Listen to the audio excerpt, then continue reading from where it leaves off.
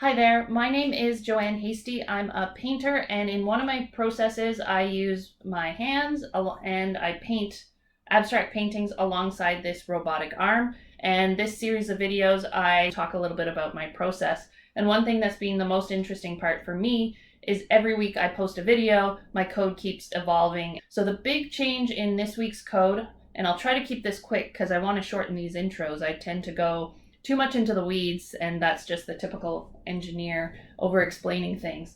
But this week the big thing was more in what I see in the code. So before it places a shape and asks to clean a brush, I made it so it shows me the shape it's going to paint, and that way I can check if the shape is going to overlap previous shapes. So then I know whether or not I need to take the hairdryer out and dry that shape before I paint the next one. When you watch this one being painted this week, you'll notice I keep repainting the color on this one because it went and painted this immediately after painting this big navy blue circle, and so the color came out darker than it was supposed to, and it mixed all the colors together, and it was such a big shape that I painted a few layers to get the color right. Anyways, that really frustrated me enough that for this one, which we are going to see in this video as well, I have it show me exactly where the next shape is going before it cleans the brush. Now, the logic was a little bit funny when I did that because I had to change the order of what happens in the code before the robot paints. And so normally I clean the brush after a shape is done, but to be able to see what it's going to paint, I get it to do is show me that shape, offer to clean the brush, then either clean the brush and or go paint it. Whereas before it was paint, then clean the brush, and when I got to the next step, it was too late to actually check what it was. So long story short, I had to rearrange the logic in how I do things, and it turned out pretty well. In this one, the title of the video is Wrestling with the Brush Out of the Robot, and in order to make this pattern, I'm still not sure if I like it, but I wanted to share it with you. And because once the robot is painting a shape, I can't stop the robot. To be able to just paint the vertical lines and not the horizontal lines to fill in the shape, I actually had to pry the brush out of the robot. Because it's in a foam block, so it wasn't that much of a wrestle, but it was still a little bit, the timing had to be perfect because it pretty quickly goes from painting a vertical stroke into painting horizontal strokes.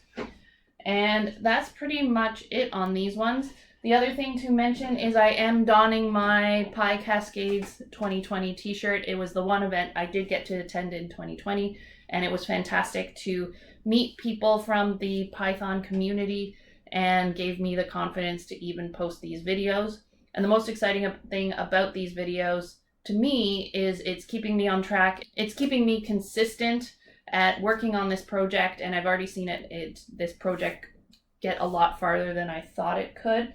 So that's been a lot of fun. I never know how long to make these intros if you really want to hear about my code or not.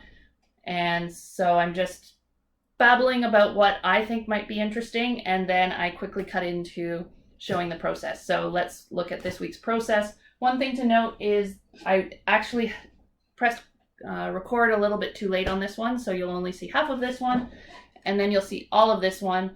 And then you'll see two of the finishing shapes are where I let it do that vertical line. And then after I wrestle the brush out of the robot, keeps painting as if there was a brush in there. So it'll still go dip in the paint and then keep going. I just moved everything out of the way, so it's just a robot without anything moving about.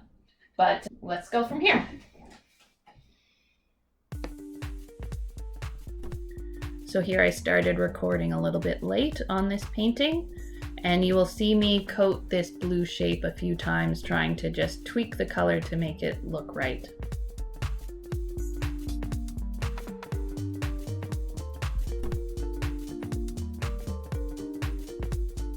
And I make sure I dry it before the next shape goes down. I didn't fill in the full shape because I know that there will be shapes placed on top.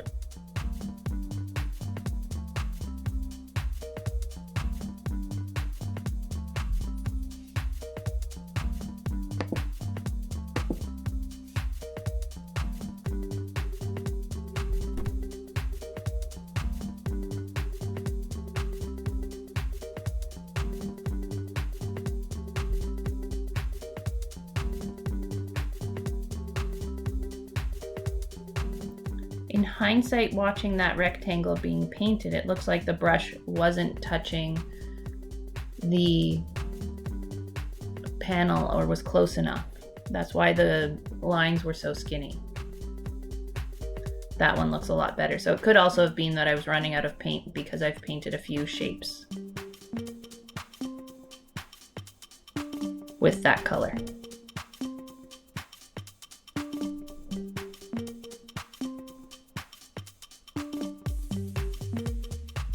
A light color is often difficult to get the first try, so I have to paint many layers in order to blank out the darker colors underneath.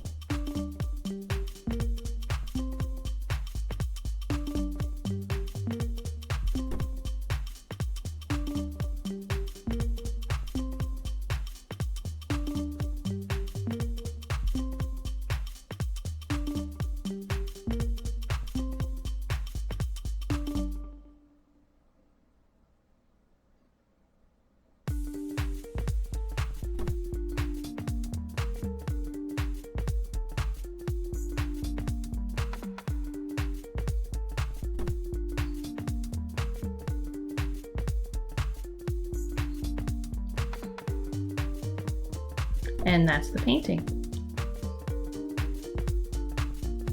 And now I'm just mixing the paints for the next one.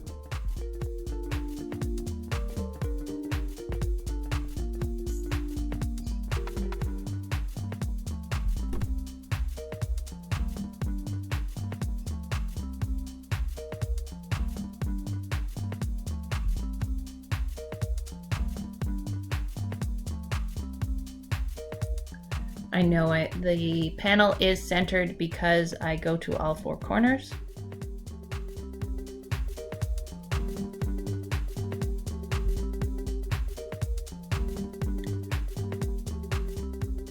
And at the top of this composition, the painting is right now upside down in the video. I knew that this orange shape defines where that blue background goes, so that's why I'm starting to paint the blue background. And the blue background also requires a couple layers because it is such a dark color. So that will keep me busy while the robot is working on the other shapes. You can see I'm even drying the navy off while I'm painting the other shapes. So literally using 3 arms in this painting.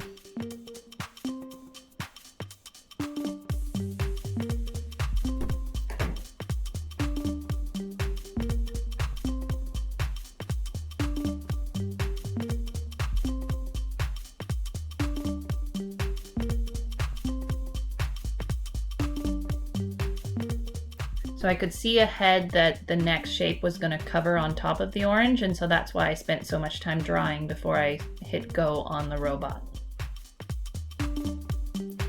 Because the next shape would mix with the orange if I didn't do that.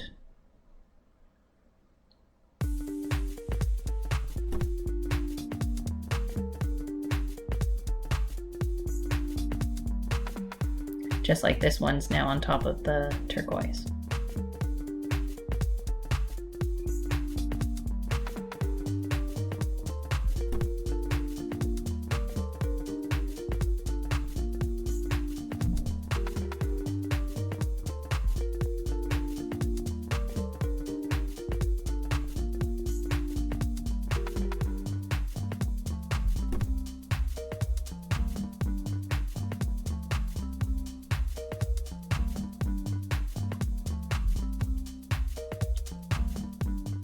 So I think here I paused to do some coding, and that was because the shape that was placed was actually rotated 90 degrees from the next shape that I saw. And so I wanted to, so it meant that all rectangles width and heights were mixed up. And so I was able to debug that quickly during this process.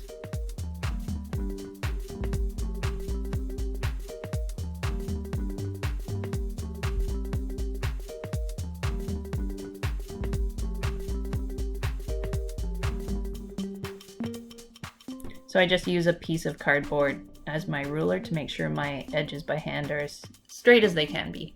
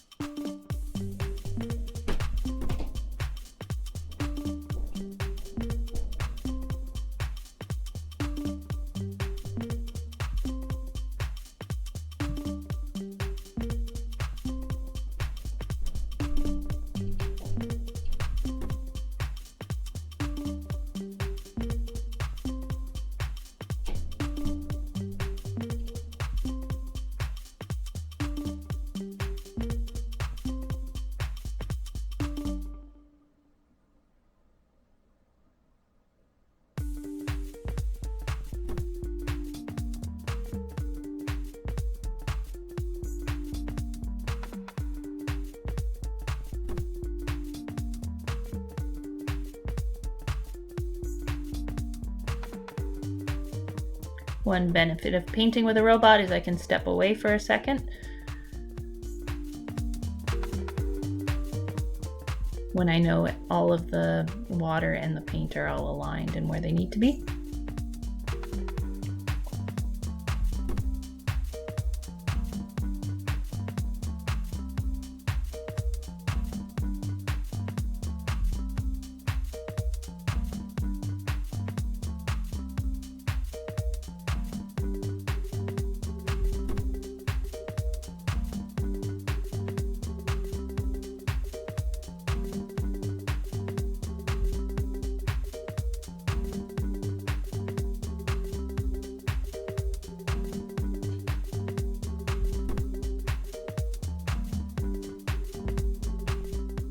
So right there, I actually liked the stripe pattern that the robot was doing, so I pulled the brush out of the robot. Unfortunately now I placed the brush a little bit too high, so it wasn't making proper marks, and when I wiggle the brush around, it ends up being in a different position. So that was a downside of pulling the brush out mid-painting. There I can see it's still not high enough.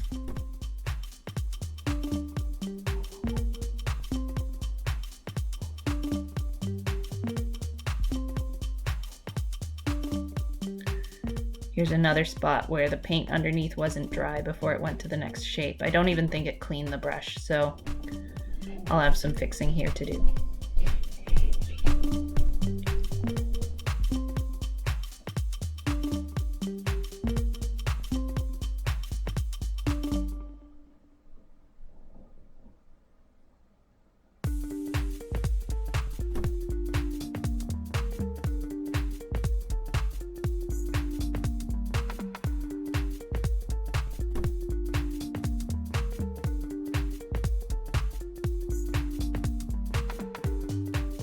So here once again, I'm gonna wrestle the green piece out of the robot gripper so that it won't paint the horizontal lines. And there's the painting.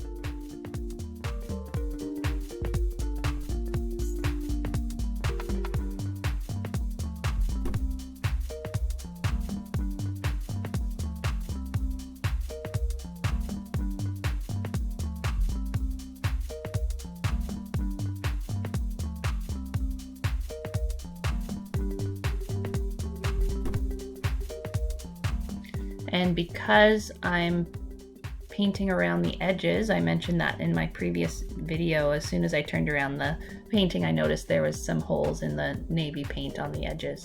And because the navy looks slightly different, I then start painting in the full shape after this.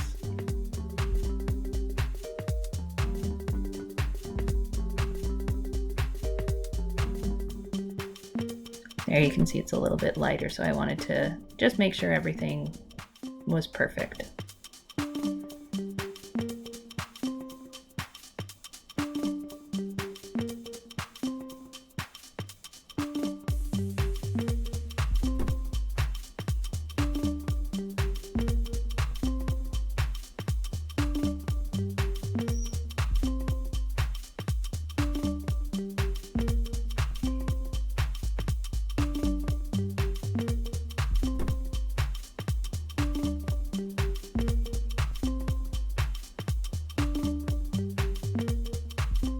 And thanks for watching.